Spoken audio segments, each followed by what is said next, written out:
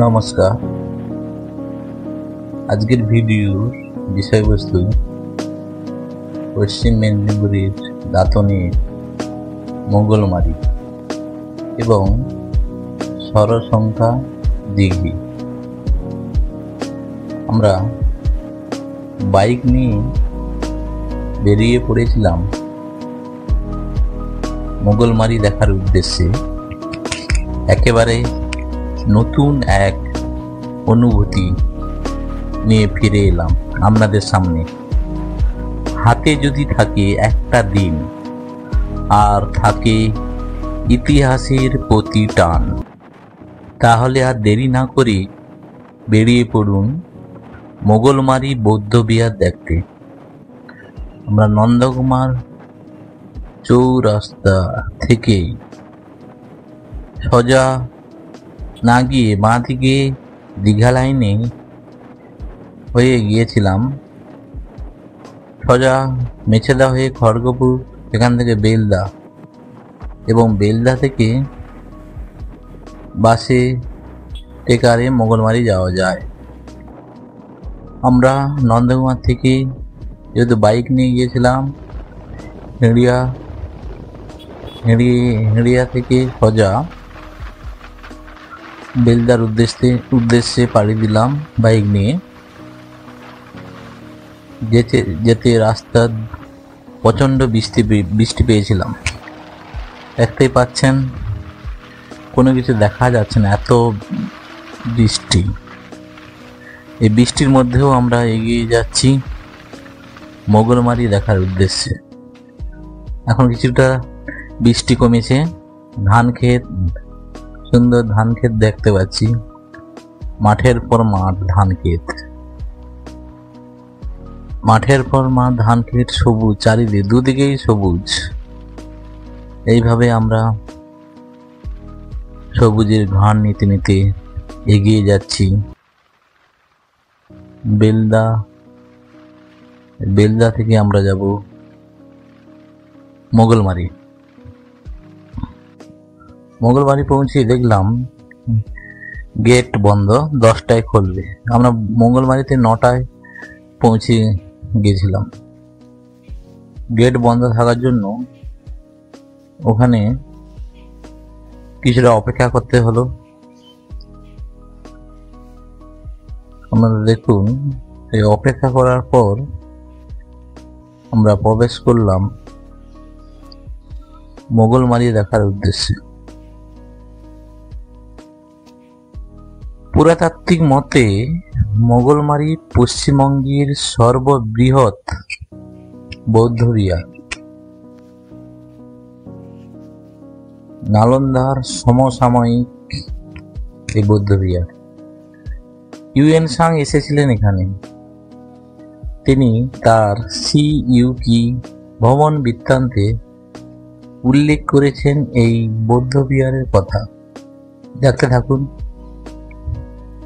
আপনি দেখতে পাচ্ছেন সেই বৌদ্ধবিহার প্রাচীন, যা খনন করে পাওয়া গিয়েছিল 1999 সালে। প্রাচীন বাংলায় নদী বাণিজ্য সংক্রান্ত পুরাতাত্ত্বিক খোঁজে সুবর্ণরেখার গতিপথ ধরে পশ্চিম মেদিনীপুরের দাঁতনে আসেন কলকাতা বিশ্ববিদ্যালয়ের প্রত্নতত্ত্ব বিভাগের অধ্যাপক অশোক দত্ত। তার সঙ্গে ঘটনাসূত্রে আলাপ হয় দাঁতনেরই এক অবসরপ্রাপ্ত শিক্ষক নরেন্দ্রনাথ বিশ্বাসের। তিনি অশোকবাবুকে এই জায়গার সন্ধান দেন। তখন এই জায়গার নাম ছিল সখী সেনা ঢিবি। সেই ঢিবি খনন করে আজ এই বৌদ্ধবিহার উদ্ধার হয়েছে। দেখুন, বিস্তৃত এলাকা জুড়ে দেখতেই পাচ্ছেন এই বৌদ্ধবিহার। সামনে যে বাড়িটি দেখা যাচ্ছে ওখানে রয়েছে সংগ্রহশালা, পরে দেখাচ্ছি। এই মোগলমারির ইতিহাস অনুসন্ধান করে জানা গেছে যে একসময় মোগলরা এই পথে মারিয়ে যেত। সেই কারণে নাম হয় মোগলমারি। মারিয়ে যেত বলে মারি, মোগলমারি, মোগলরা মারিয়ে যেত, সেই জন্য এই জায়গার নাম হয় মোগলমারি। আমরা দেখছি মোগলমারি দাঁতনে অবস্থিত, পশ্চিম মেদিনীপুরের। চারপাশে অজস্র ঢিপি এবং মূর্তি দেখতে পাচ্ছেন। এই যে মূর্তি, এই মূর্তিটি রাখা হয়েছে কিন্তু অযত্নে নষ্টের পথে।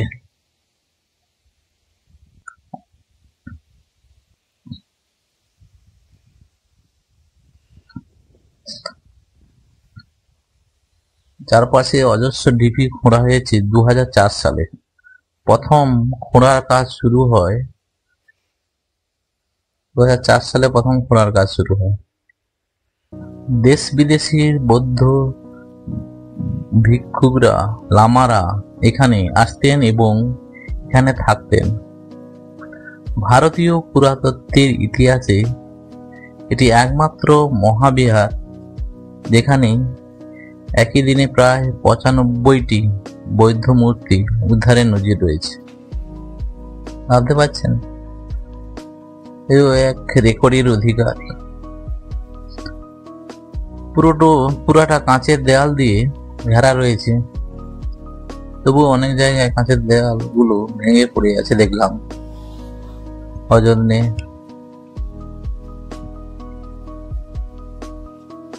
আগে বলেছিলাম এই মোগলমারি বৌদ্ধ বিহার আবিষ্কারের পূর্বে নাম ছিল সখীসেনা ঢিবি। আর যদি ভালো লেগে থাকে প্লিজ সাবস্ক্রাইব করবেন একটু, আর শেয়ার করবেন বন্ধুদের। এই সখীসেনা ঢিবি সঙ্গে জড়িয়ে রয়েছে অতীত ইতিহাসের এক প্রেম কাহিনী।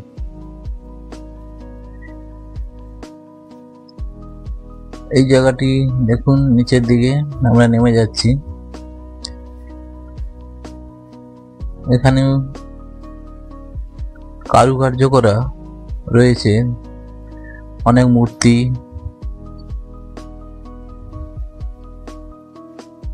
মূর্তিগুলো এখনো এখানে দেখা যায়। এই অঞ্চলের প্রাচীন নাম ছিল অমরাবতী। আর সেই অমরাবতীর রাজা বিক্রম কেশরীর ছিল এক বিদুষী সুন্দরী মেয়ে, তার নাম ছিল সখীসেনা। সেই পাঠশালায় যেত, পাঠশালাটি বর্তমানে এখানেই ছিল এই মোগলমারিতে। এই পাঠশালায় যেতে যেতে ওই রাজারই মন্ত্রীর পুত্রের সঙ্গে, পুত্রের নাম ছিল আহিমানিক, এই মন্ত্রীর পুত্রের সঙ্গে প্রণয় শুরু হয়। এই সখীসেনাকে নিয়ে সাহিত্যিক সুবোধ ঘোষ লিখেছেন কিংবদন্তির দেশে। অতীতের সেই সখীসেনা পাঠশালা আজকের মোগলমারি। আমরা দেখছি মোগলমারি পশ্চিম মেদিনীপুরের দাঁতনে অবস্থিত, একদম ন্যাশনাল হাই রোডের পাশেই মোগলমারি।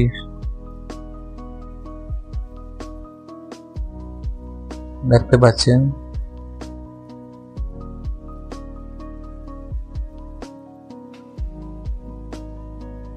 প্লিজ পেজটি আমার লাইক এবং সাবস্ক্রাইবার করে দেবেন এবং বন্ধু বান্ধবদের শেয়ার করবেন।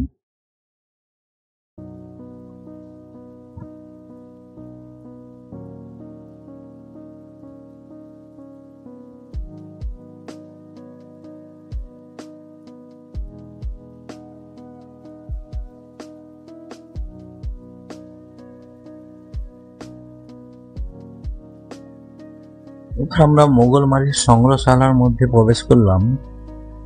সেখানে দেখতে পাচ্ছেন পোড়া মাটির প্রদীপ, দেখুন সংগ্রহ, লৌহ বস্তু, খনন কার্যের ফলে এগুলি পাওয়া গিয়েছিল। পরি, বিভিন্ন মূর্তি, যে মূর্তিগুলি হয়তো কলকাতাতে স্থানান্তরিত করা হয়েছে, এইসব মূর্তি যার ছবিগুলি আমরা দেখতে পাচ্ছি।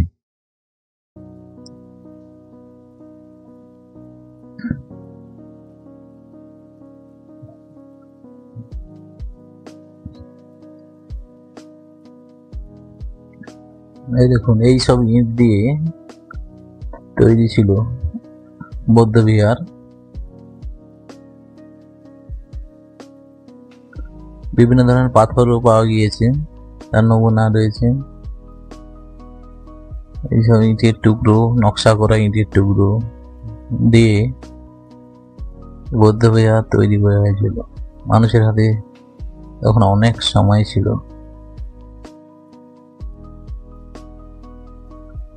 বিভিন্ন মূর্তির ছবি রয়েছে যা এখানে এই সংগ্রহশালাতে নেই, কলকাতাতে নিয়ে গিয়েছে। এরপরে আমরা যাব দাঁতনের আরেকটি জায়গা, সরসংখ্যা দিঘি। সরসংখ্যা দিঘি বাংলার সবচেয়ে বড় দিঘি। এই দিঘির চারপাশে রয়েছে রাস্তা, যা আমরা এখন এই রাস্তা ধরে পরিক্রমা করছি। এই দিঘি ঘিরে শোনা যায় নানা কাহিনী। এই দিঘি একদিনে খুঁড়ে ফেলেছিলেন ভীম। অনেকের বিশ্বাস, মহাভারতের মূল পর্বে শ্রীকৃষ্ণ গাছে আশ্রয় নেন, তখন জরাবেধের তীরের আঘাতে কৃষ্ণের হাত থেকে পাঞ্চজন্য শঙ্খ ছিটকে পড়ে।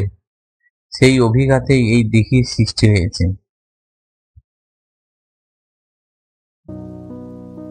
এদিকে আমরা দেখছি এখন দিঘিটি অযত্নে রয়েছে বলাই চলে।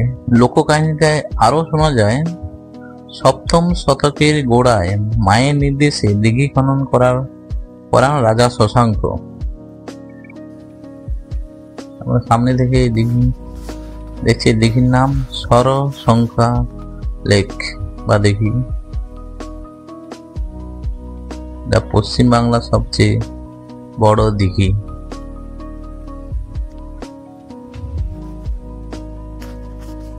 নমস্কার, ভালো থাকবেন। পেজটি সাবস্ক্রাইব করে দেবেন। ধন্যবাদ।